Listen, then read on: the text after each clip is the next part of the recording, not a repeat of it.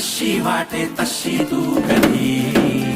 तुझ्या गुणगानासाठी सूर अपुरे, कधी तिसऱ्या डोळ्याने भासतो तू